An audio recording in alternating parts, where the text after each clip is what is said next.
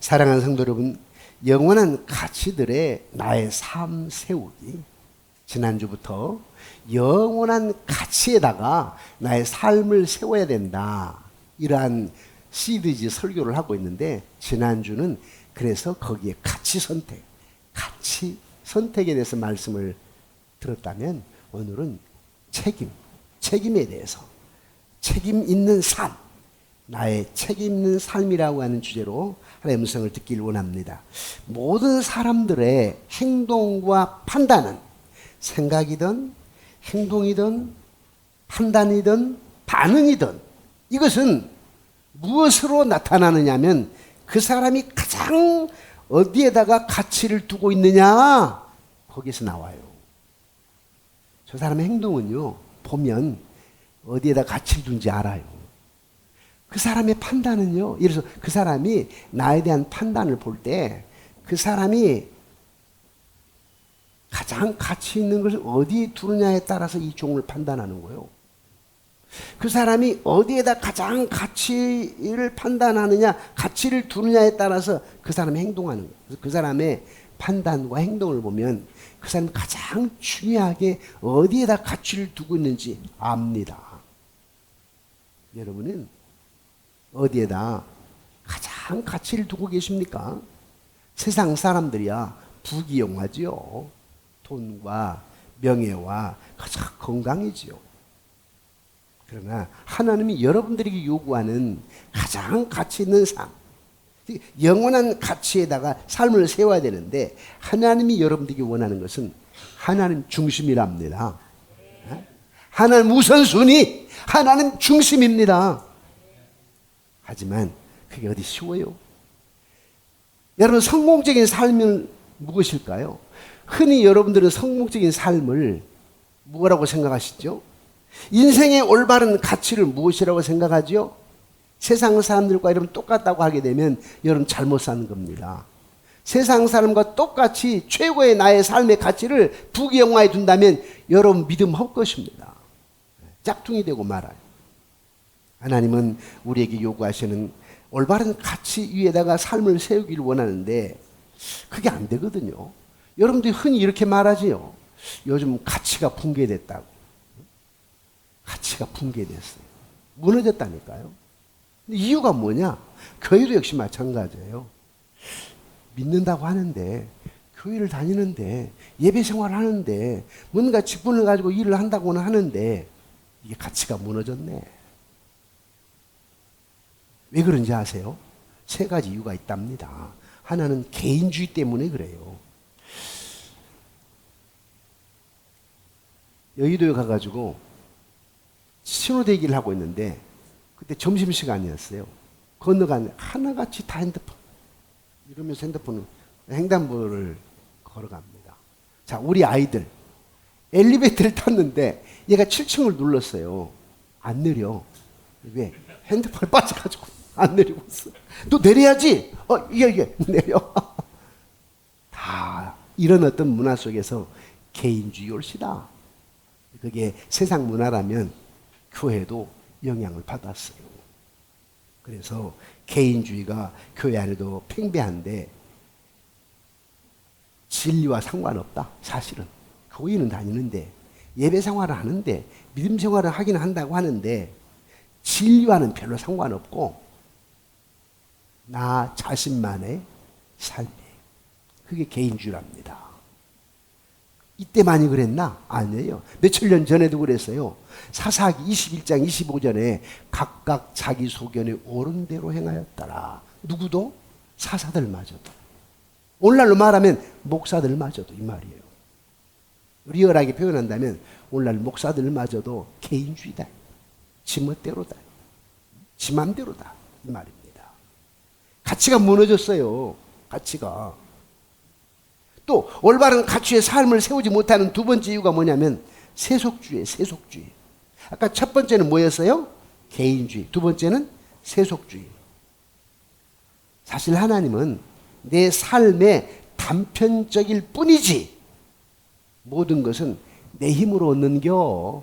내 힘으로 얻었다니까. 내가 노력해서. 이게 세속주의예요. 내가 나를 한번 빙자해서 한번 얘기해 봅시다. 예를 든다면 개척해가지고 교회가 크고 양쪽에 있고 연간 예산도 많아지고 내가 했다? 이게 세속주의예요. 근데 여러분들도 그렇게 착각한다니까요. 한 교회 목사를 어떻게 평가하냐면 교회 크기, 성도수, 연간 예산으로 평가를 해요. 제가 동기들과 몇십 명이 식사를 하잖아요. 뭐 모임이 있어가지고 하면요. 이게 착각에 빠져요. 다 동기들이 시골에서 올라오신 분도 있고 저 대전에서 올라오신 분도 있고 다. 그런데 평가를 어떻게 하냐면 저 목사님 교회가 크지? 이렇게 평가해요. 저 목사님은 교수지? 저 목사님은 미국 박사학위가 있지? 그래가지고 다른 사람한테 김 목사가 이렇게 해요. 근데 정 목사님 태도가 달라. 이야, 이거 목사들도 평가를 이렇게 하는구나. 교인들도 역시 마찬가지예요. 그걸 우리는 세속주의라고 말합니다. 비단 목사만 그래요? 자, 한번 노골적으로 한번 얘기해 봅시다. 교회 안에서 장로들이 여러분이 계세요. 권사님이 여러분들이 계세요. 근데 여러분들이 어떻게 평가하냐면 저 권사님은 좀 돈이 좀 있지. 자녀가 좀 잘 됐지. 이렇게 평가해가지고 태도가 달라져요. 저 장로님은 뭐 좀 목사가 좀 크지 해가지고 좀 태도가 달라져요. 이야, 참 다 고귀하신 분인데 목사는요. 저에게는 우리 13명의 시무장로님과 3분의 은퇴장로님이 똑같아요. 10개 손가락 깨물어서 안 아픈 손가락이 어딨냐고. 다 조금씩 성향은 다르지. 생각도 다르고 행동도 달라. 그러나 목사에게는 다 똑같아요. 여러분 자녀 키워봤지만 10명, 6명, 7명 키워봐요. 좀 공부를 잘하는 애가 있고 좀 말썽을 피우는 애가 있고 그래도 엄마에게는 어때요? 내 뱃속에 내가 배 아파서 낳은 아들, 딸인데 다 똑같아요, 사실은. 그런 거 아니에요?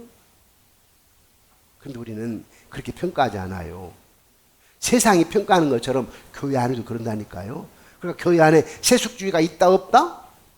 있다. 교회 안에도 세속주의가 있어요. 그러니까 올바른 가치 위에 세워져 있는 게 아니에요, 여러분. 또 올바른 가치 위에 삶을 세우지 못하는 세 번째 이유가 뭐냐니까 상대주의. 아까 첫 번째는 개인주의, 두 번째는 세속주의, 세 번째는 상대주의예요.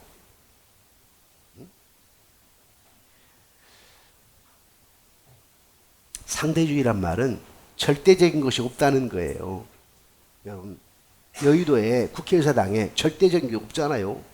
네가 옳은 건 나에게 틀릴 수가 있고 나에게 옳은 건 너에게 틀릴 수가 있고 요즘 진리가 없잖아요. 요즘 이렇게 말하잖아요. 다 그런 건 아니지만 판사들도 돈이면 된다고 그러잖아요. 어떻게 이렇게 돼버렸죠? 예? 판사라고도 안 믿어지는 거예요. 정당하게 법에 딱 해야 되는데 법의 잣대로 해야 되는데 뭐 돈으로 이렇게 산다고 다 하잖아요. 이게. 다 그렇다는 거 아니에요? 그런 사람도 있다는 거예요. 말이 되느냐고. 다시 말하면 절대적인 것이 없다는 거예요. 이게 상대주의입니다. 다시 말하면 옳고 그런 것이 없어요. 이게 세상이요. 세상이 지금 이렇게 무너져가고 있다니까요. 그런데 하나님이 여러분들에게 얘기합니다. 야, 터가 무너지면 의인이 무엇을 해야 되지? 시편 11편 3절에 자, 세상 가치가 무너지고 있다. 터가 무너지고 있다. 그렇다면 의인은 믿음으로 말미암아 의롭다 하는 사람들, 그리스도인들은 어떻게 살아야 되느냐? 이게 시편 11편 3절이에요. 여러분 어떻게 살아야 되는지. 여러분 똑같이 같이 흥청망청하고 똑같이 기준이 무너지고 똑같이 가치가 붕괴되고 그렇게 살아야 되겠느냐고. 그런데 죄송합니다만 교회가 많은 그런 세상 문화에 영향을 받아가지고 있어요. 교회가. 하나님이 야, 터가 무너지면 말이야 의인이 무엇을 해야 되지? 진정한 그리스도인이 무엇을 해야 되지? 하나님이 이렇게 묻는데 성경적인 답은 뭐예요? 철저하게 하나님과 함께 시작해라. 하나님 중심이 되라. 하나님 우선순위가 되라. 이게 답이에요. 아멘이십니까? 근데 이렇게 안 산다니까. 말은 그렇게 하는데 실제 생활 속에서 하나님 중심이 아니에요. 하나님 우선순위가 아니라니까요. 실제적으로. 언제나 나의 가치 선택의 기준이 하나님이어야 되는데 실제적으로 그렇게 안 되는 일들이 참 많아요. 그러면서 하나님께 우리에게 얘기합니다. 가치가 무너지면 어떻게 되겠냐. 그리스도인들아, 너희들이 어떻게 해야 되지 않겠느냐 하면서 우리에게 요구하는 것이 뭐냐면 책임감입니다. 책임감. 가치가 붕괴되었을 때 하나님께서 의인들아 터가 무너졌는데 너희들은 무엇을 할꼬? 묻는데 거기에 대한 답은 네 하나님 책임감을 갖겠습니다. 아멘이십니까? 책임감을 가져야 돼요. 그리스도인으로서 책임감을 가져야 돼요. 하나님의 자녀로서 책임감을 가져야 돼요. 그래서 오늘 본문에 그러즉 너희가 어떻게 행할지를 자세히 주의하여 지혜 없는 자같이 하지 말고 오직 지혜 있는 자같이 하라. 여러분들에게 지혜 없는 자같이, 세상 사람들과 같이, 어리석은 사람들 같이 그렇게 살지 말고, 세상 부경만 따라가는 사람이 되지 말고 지혜 있는 자같이 살아. 그러면서 삶에 책임감을 가지랍니다. 그런데 어때요 여러분? 책임감 얼마나 있습니까? 저는 한 달에 한 번 정도 우리 교회 집사님 음식점에 가요. 이제 평촌에도 있고 하는데, 우선 이제 최근에 전도했던 사람 지금 당분간 한 달에 한 번씩 갑니다. 안 믿는 사람이 제가 식당에 가가지고 전도해서 오셨어. 그래서 한 달에 한 번은 제가 일부러 그 식당을 가요. 제가 뭐 콩나물 국밥이나 청국장이나 김치찌개나 이렇게 먹지만 때로는 제 목양실에서 그냥 라면 끓여 먹어요. 아니 라면이 말고 누룽지 컵에다가 불려서 김치 넣고 그냥 먹어요. 그 어디 안 나가고. 그렇지만 한 달에 한 번은 그 식당으로 좀 돈이 좀 비싸지만 가요. 왜? 격려하고 위로하고 전도하고 하나님 중심에 살아라고 하라고. 근데 문제는 뭐냐면 이렇게 얘기합니다. 목사님, 장사하기 힘들어요. 왜냐하면 알바생들이 있는데 말없이 안 나와버린대요. 한 달하고 말없이 안 나와버리고요. 며칠하고 힘들다고 안 나와버리고요. 이제는 장사도 못 해먹겠어요. 그런 얘기를 하세요. 무슨 말이요? 책임감이 없다는 거예요. 그럼 음식점만 책임감이 없느냐? 우리 스태프진들은, 우리 부교육자들은 안 그럽니다만은 한국교회 심지어 이 교육자들도 책임감이 없습니다. 책임감. 작년에요. 1년 한 8개월 전인데 교육자 2명을 청빙을 했어요. 내가 누워서 침뱉기 같지만 지금 세상이 이렇게 돌아간다 이 말이에요. 사사기 21장 25절에 각각 자기 소견이 옳은 대로 행하였더라. 누구 맞아? 사사들 맞아. 작년에 2명의 교육자를 청빙을 했는데 자기는 새벽기도 안 하는데 못 한대요. 그만두었어요. 또 한 친구는요, 저녁 예배 안 드려봤대요. 그러니까 나는 이 교회 못 있대요. 저녁 예배 드리니까 안 있대요. 그래가지고 무슨 사역자를 하냐고. 책임감이 없는 거예요. 여러분, 이게 꼰대라고 할지 모르지만 많이 바뀌었어요. 우리 교육자들은 그렇게 괜찮아요.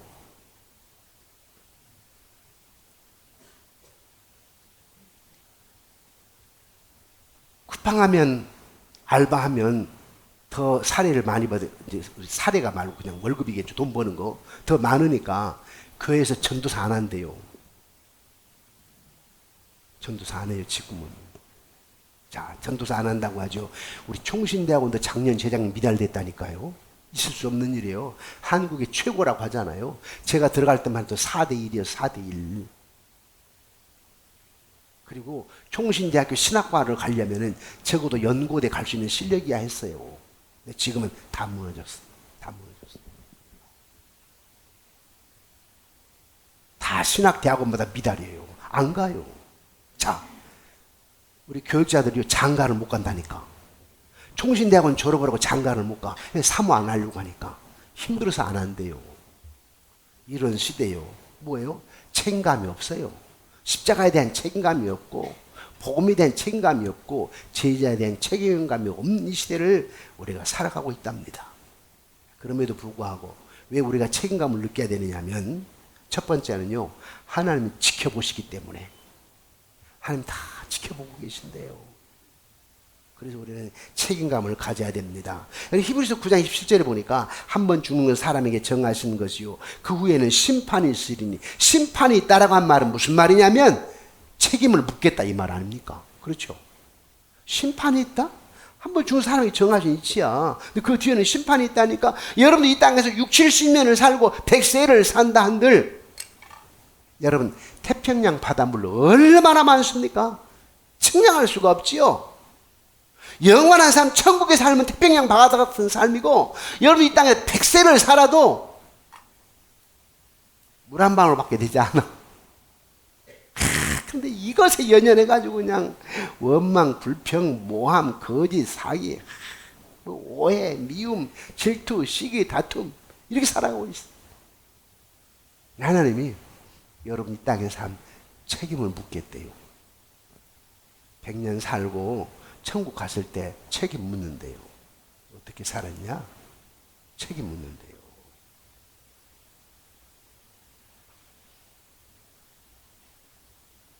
다시 돌아올 수 없는 시간들이죠. 다시 돌아올 수 없는 삶이에요. 근데 하나님 책임 묻는데요. 정 목사야, 나 2023년도에 어떻게 살았는가 내 책임 묻겠네. 야, 1993년도에 너희 삶을 내가 책임을 묻겠다. 다 책임 묻는데요. 근데 우리는 세상 가치에다가 매몰돼가지고 다 무너졌어. 하나님 지켜보시. 여러분들에게 주신 시간, 돈, 영향력, 정신, 달란트, 은사 어떻게 사용했는지 책임을 물으신대요. 그러니까 하나님 다 지켜보시기 때문에 내가 책임을 다해야 돼. 아멘이십니까? 아멘. 아니, 아까 지금 3부 예배 준비하고 있는데 우리 김한철 목사님이 전화가 왔어. 전화할 시간이 아니잖아요. 10분 전인데 뻔히 알 텐데. 근데 왜 전화를 했냐고. 이야, 목사는 긴장하는 거예요. 가다가 넘어졌나? 다리 수레가 기부수고 이러고 왔잖아요. 가다가 넘어졌나? 아니면 교회 무슨 급한 무슨 일이 일어났나? 전화를 했어. 무슨 일이 있어? 아니, 목사님 은혜 받으세요. 아, 이 정신 나갔네. 아, 지금 담임 목사님 설교 지금 예배 준비하고 있는데 지금 목사님 은혜 받았다고 전화를 써요. 그때 너무 은혜를 받았나? 목사님 오늘 설교에 제가 은혜 받았습니다. 10분 전인데 전화 드렸습니다. 이해는 해, 이해는. 뭐 때문에 그랬어? 그랬더니 목사님 책임감이요. 책임감. 하나님 다 지켜보고 계신답니다. 목사로서 어떻게 살아가는 다 지켜보고 계신데요. 장로로서 어떻게 행동하는 다 지켜보고 계신데요. 제가 설교할 때요, 저 허물투성이 부족한 거 많지요. 적어도 제가 강단에 설 때마다 무슨 생각을 하냐면 오늘 설교의 제1청중자는 누구냐면 예수님이요. 여러분이 아니야. 첫째 예수님이요. 예수님 여기 와 계시잖아. 예수님. 나의 설교의 제 청중 1번은 예수님. 그 다음에 2번이 누군지 아세요? 사모예요. 제일 잘하니까. 근데 내가 설교는 그렇게 해놓고 뒤에서 사모가 말은 잘해. 그럼 되겠어요? 그러니까 사모가 제2청중자예요. 제3청중자가 누군지 아세요? 이제는 C가고 그렇지만 애들이었어요. 2딸. 제가 항상 전에 목회할 때 얘들이 잘 알 거 아니에요. 집에서 야, 우리 아빠 집에서는 그러는데 강단에 서면 목사 같은데 집에 오면 목사 같지 않아. 해버리면 안 되잖아요. 제3의 청중자가 애들이에요. 이 말은 여러분 청중자가 아니란 말이 아니라 저와 여러분이나 부족해. 그래도 하나의 임재의식을 느끼면서 신전의식을 가지고 살면서 책임을 져야 되는 거예요. 책임을.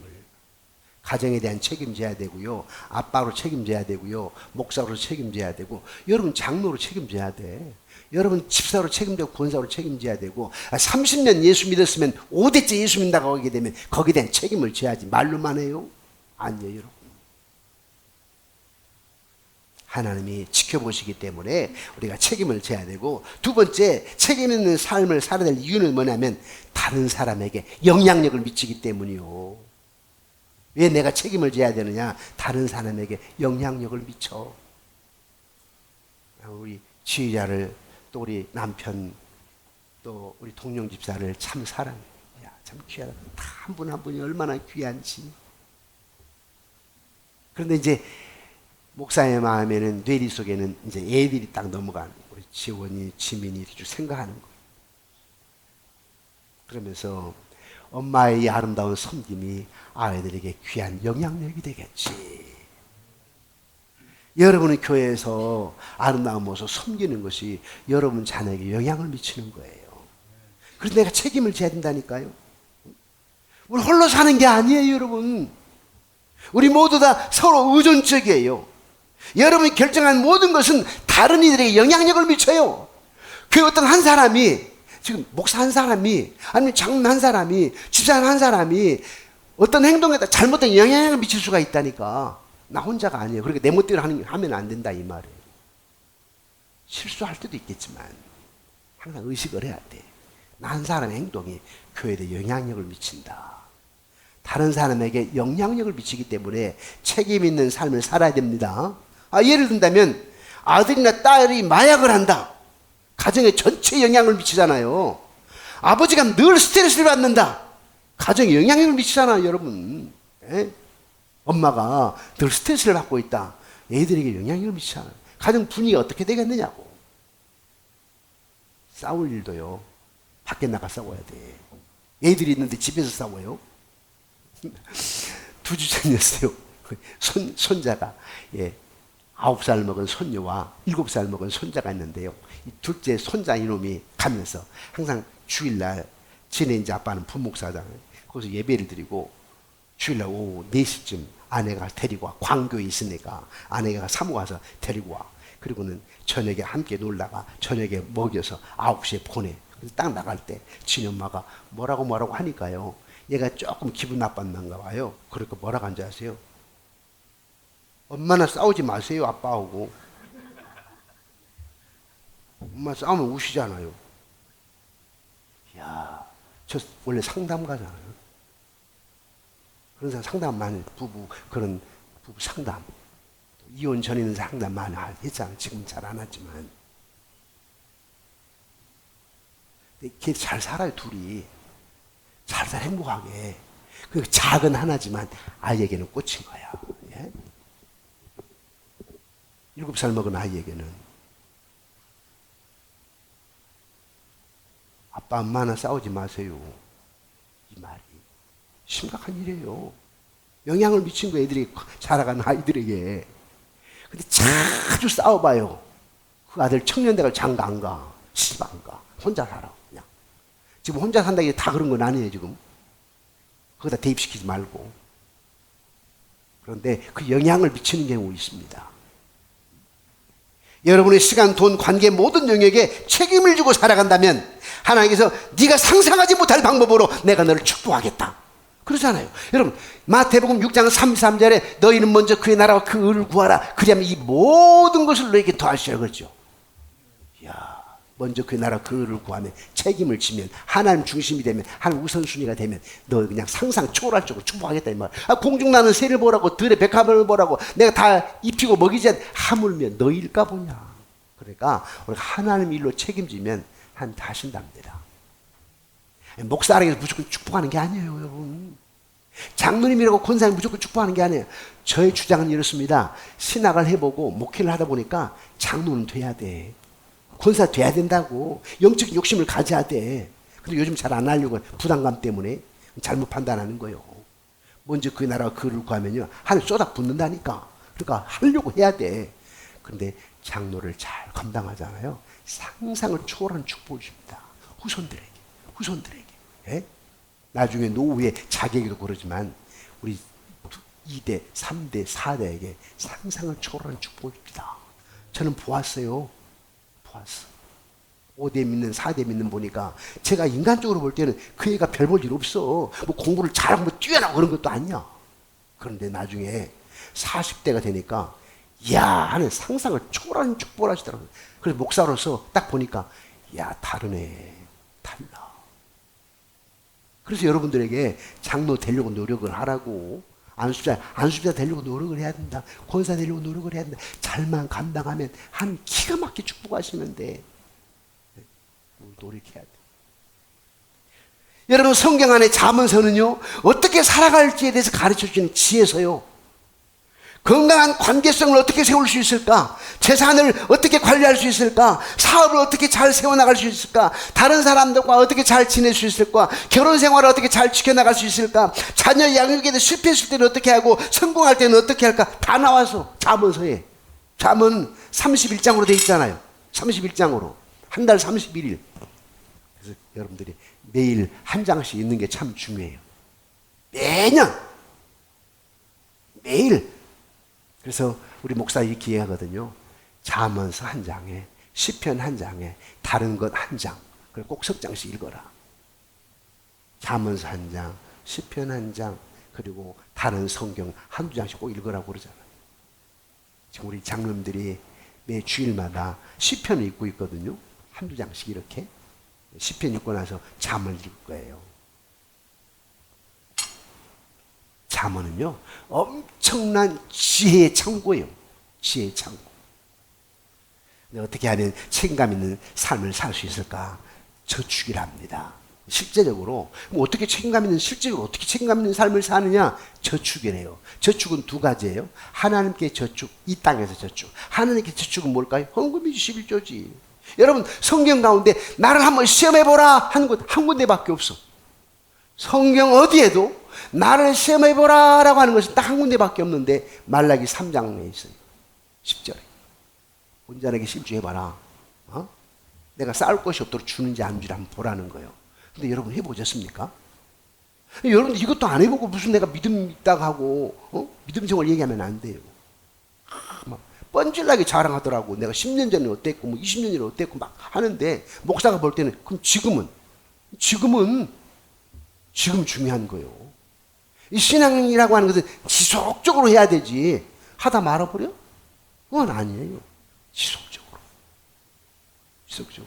그래서 두 가지 저축인데 여러분 11조로 온전한 11조로 저축하는 것이고 이 땅에 살면서 저축을 해야 돼요. 목사님 지금 원금도 갚기도 힘들고 이자가 비싸서 어떻게 저축 꿈도 못 꿔요. 그 노력을 해보셔야 돼요.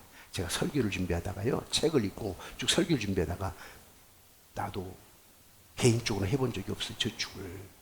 지금 교회에서 이제 은퇴가 몇 년 안 남았다고 은퇴 적금을 부어주시지만 그런데도 불구하고 제가 설교 준비하면서 앞으로 나도 조금씩 해야 되겠다. 왜냐하면 내가 사는 건 문제가 안 돼요. 은퇴하고 내가 사는 건 문제가 안 돼. 근데 저는 어떤 좀 영적인 욕심이 있냐면 은퇴하고도 지 혼자 사는 게 아니라 내가 교회 후임자에게 관여는 안 하겠지만 교회 어려운 사람들 있잖아요. 우리 교회 안에 어려운 분들.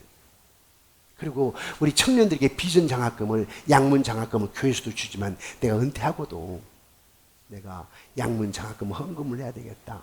예를 들어서 내가 멋진 크리스찬 커피숍을 딱 차려놓고도 내가 하는 게 아니라 어떤 장로님에게 어떤 안수자님에게 맡겨서 장로님 운영하셔. 거기서 나온 수익분 가지고 양문 장학금 해. 거기서 나온 수익분 가지고 교회 어려운 사람 몇 가정 있잖아. 생활비 보탰어.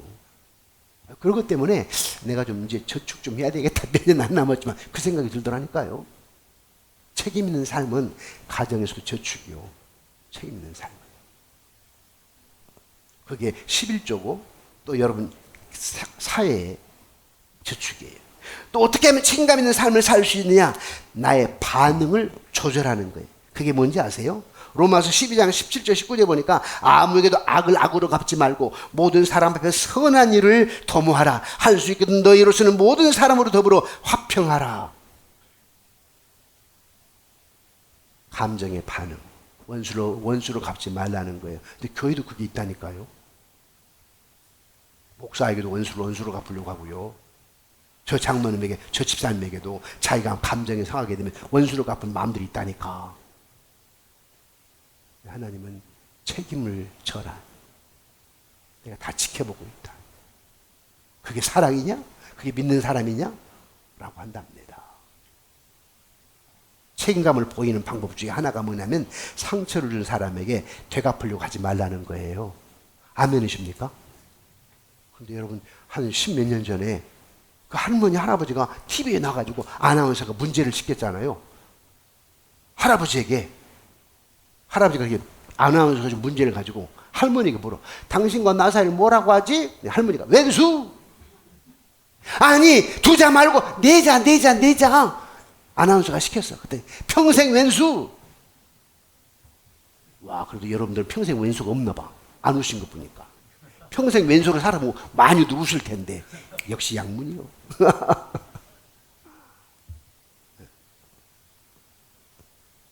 그런데 가족도 그렇고요. 부부도 그렇고요. 교회도 그렇습니다. 교회도. 저도 목회를 하면서요. 솔직히 우리 장로님 있으니까 때로는 목회하다 보면은 인간적으로 치리할 부분들이 없잖아. 있어요. 주변에서 왜 안 합니까? 그러기도 해요. 그런데 제가 안 해요. 왜 몰라요? 다 알지. 미워도 다시 한번 기다려주고 기도하고 하나님 알아서 하겠지 뭐. 무슨 오해를 해도 다 하나님 다 알아서 하니까. 오해가 많다니까. 그냥 알아서 해. 하나님께 맡기는 거예요. 교회도 예를 들어서 당회원들 담임 목사님이 당연히 몇 사람 해가지고 다 장로 치리하잖아요. 노예다 고발하고 다 교회가 더 문제가 돼. 풍지박산돼요. 기다려주고 기도하는 거예요. 오해를 해도 기다리는 거예요. 청 안 되면 뭐 또 본인이 또 좋은 교회를 찾기도 하겠지만 그렇게 싸울 필요가 없어. 원망하고 미워할 필요가 없어. 혹시 떠나도요. 교회를 떠나도 미워하면 안 돼. 그 손자 손을 놓고 기도해 줘야 돼. 그게 목사의 책임 있는 삶이요. 달라야지 세상 사람들하고는. 안 믿는 동서 나에게 싫은 소리 했다고 권사님이 돼가지고 동서 미워해요? 말이 안 되죠. 아버지 돌아가셨는데 똑같이 장로님이 똑같이 형제들하고 그 유산 가지고 싸워요? 적어도 장로님은 애들을 모아놓고 야 셋째가 어려우니까 사업이 힘들고 하니까 셋째에게 좀 많이 주자. 나는 괜찮아 살만하니까. 그렇게 해서 양보하고 해야 그래도 영향력 있지. 예? 똑같이 나누자? 내가 형님이니까 내가 다 갖겠다? 말도 안 되죠. 목사님이 돼가지고 장로님이 돼가지고 안 돼. 지금 우리 형제들이 이 설교 다 들어. 와, 아버님 어머니 소천하셨거든요.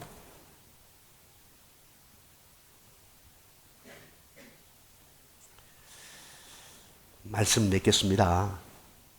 하나님은 우리에게 그리스도인으로서의 책임감 있는 삶을 살라라고 하신답니다. 사랑하는 성도 여러분, 책임감 있는 삶으로 거룩한 영향력을 미치면서 세상은 그저 그래도 저와 여러분들이 책임감 있는 삶, 하나님 다 지켜보시니까 내 삶에 다른 사람 영향력을 미치니까 그리고 보상이 주어지니까 보상. 그거 바라보고 책임감 있는 삶을 살아가는 저와 여러분이 되어지기를 주님의 이름으로 축원합니다. 기도드리겠습니다.